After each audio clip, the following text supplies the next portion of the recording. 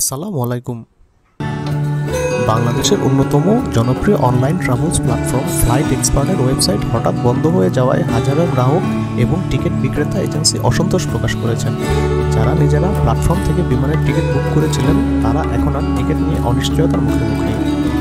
Flight expert দীর্ঘদিন ধরে দেশের এবং বিদেশের বিভিন্ন এয়ারলাইন্সের ticket booking, hotel reservation, tour package এবং ভিসা সেবার মাধ্যমে যাত্রীদের সহজ এবং সাশ্রয়ীভাবে সেবা দিয়ে আসছিল। তবে সম্প্রতি জানা গেছে তারা সরাসরি এয়ারলাইন থেকে টিকিট সংগ্রহ করতো না, বরং দুইটি মধ্যস্থতাকারী এজেন্সির মাধ্যমে টিকিট সংগ্রহ করত। অভিযোগ উঠেছে ওই দুই এজেন্সি নিজেদের কেনা টিকিট ফেরত দিয়ে অর্থ তুলে নিচ্ছে। এখন তদন্ত চলছে, সংশ্লিষ্ট কর্তৃপক্ষ এই বিষয়ে দ্রুত ব্যবস্থা গ্রহণ করার জন্য চেষ্টা করছে, যাতে ক্ষতিগ্রস্ত গ্রাহকরা তাদের ন্যায্য অধিকার ফিরিয়ে দেওয়া যায়।